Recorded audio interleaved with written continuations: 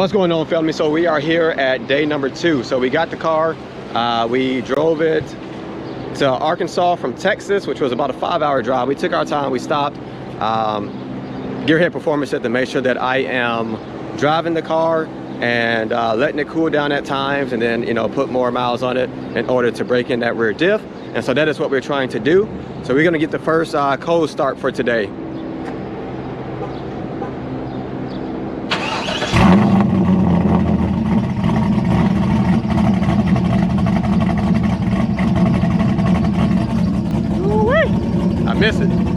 I miss it. It sounds so good. I got this belt squeak now, which I used to have it before, so, but it's like intensified now. But once the car warms up, it stops.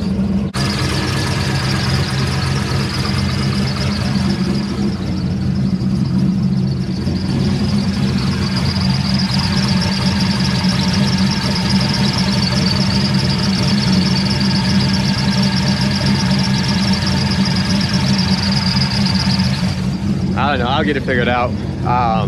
Like I said, as the car cools down, as the car warms up, it gets better. It did it last night when we, it did it last night when I was driving it too, so I don't know. Not too worried about it. The harmonic balancer looks good, so that's all that matters to me. But anyway, here we are, day 2. Gonna go ahead and finish the drive home. And yeah, I'll catch you guys soon. 8:01 p.m. We finally made it home. Got the car back in my hometown. It's looking good. I'm extremely excited on the finished product. My biggest issue with my car was the rear differential. That whining noise, I know some people have ignored it for years, or, you know, for however long, for months, but it bothered me so much. Like, I hated that noise because I knew something was wrong and I wanted it to be fixed. So now that that's done, that was my biggest issue. Now I was hoping to maybe spend $1,000 to $2,000 on getting my rear diff fixed, but I broke my transmission, so that's kind of my fault, and that is the end result. People who have been having whining issues with their car, more than likely it's going to be your rear differential. I got my rear differential replaced. I no longer hear that whining noise. I also got my transmission replaced, but I don't think that noise is coming from the transmission. They topped off the AC, so the Freon was extremely cold on the driver's side. So I do have an issue with the passenger side. I think I need to check out a blend door actuator or something like that, because it's extremely cold on the driver's side. Passenger side is pretty much blowing out heat, so I know that there's something with the actuator.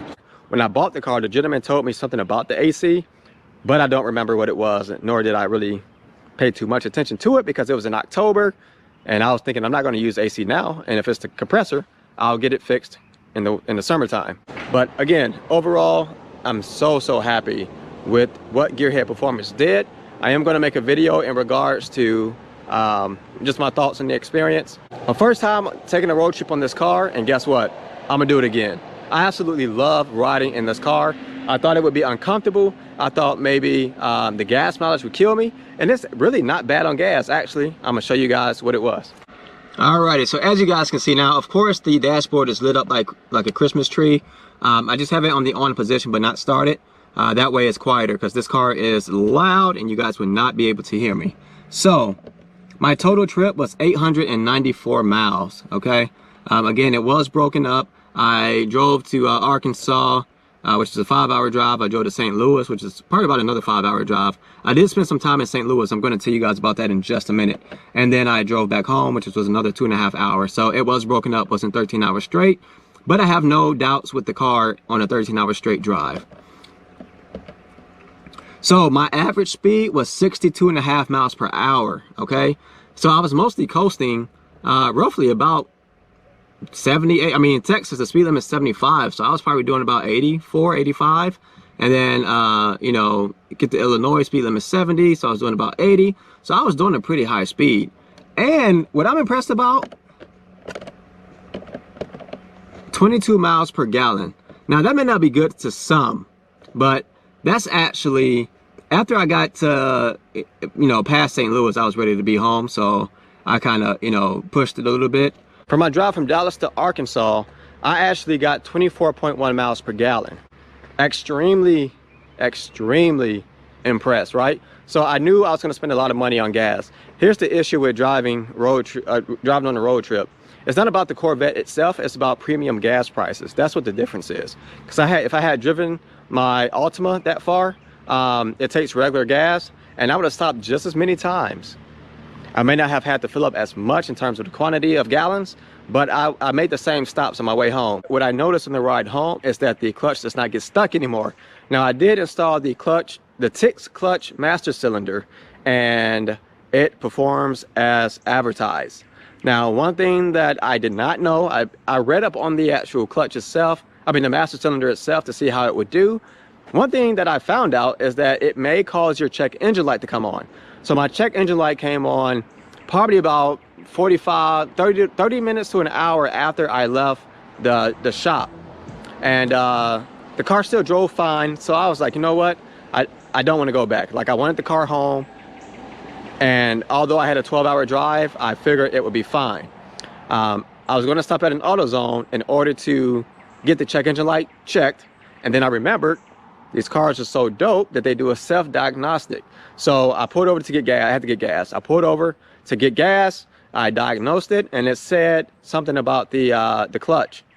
The minute I looked it up, you see a bunch of information regarding the TIX master cylinder having an effect on the check engine light, causing it to come on, and it also gets rid of the cruise control.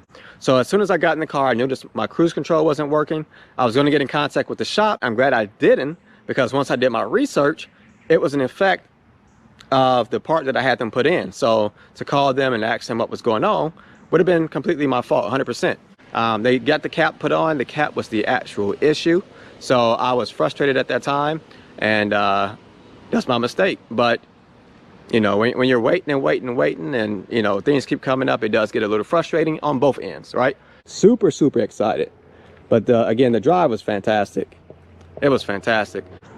So for those that do not drive your Corvettes and you just let them sit and they're garage queens, get that thing out on the road, 100%. I can't wait to take this car on another trip. It's going to be soon. I'm actually thinking about making this a road trip car, because now it has close to 86,000 miles. Why not? You know, I'm not going to baby this car and not put any miles on this car. I'm going to make sure that, you know, I put some miles on it. I'm supposed to go to DC next month, excuse me, which is a couple weeks or a week for the 4th of July. I may take this, but I got to get these tires. Speaking of tires, driving in the rain with drag radials, oh my God, that is one of the things that I experienced on the way here. It stormed in St. Louis, and I got stuck in it, and immediately as soon as it started coming down, the rear end just started kind of sway, and I was like, oh my God. So I had to drop down to about 40 or 40 miles per hour, which wasn't bad because it was raining so hard that everyone did it. But then when it kind of stopped raining, but it was still wet, everyone sped up, and I had to still drive about 40, 45 until the roads kind of dried up a little bit. As you guys can see, the tread doesn't, yeah, the tread is bad, but for them to be drag radials, they're not bad. So actually, I probably could make it. But compared to, you know, touring tires, they're going to be bad. I appreciate you guys watching. Stay tuned. The car is finally back. I have a lot of ideas that I'm going to put up on the channel. So make sure you guys subscribe and hit that like button to this video. Share the video, and leave a comment below. Let me know what you think about the Corvette being back. I am so excited.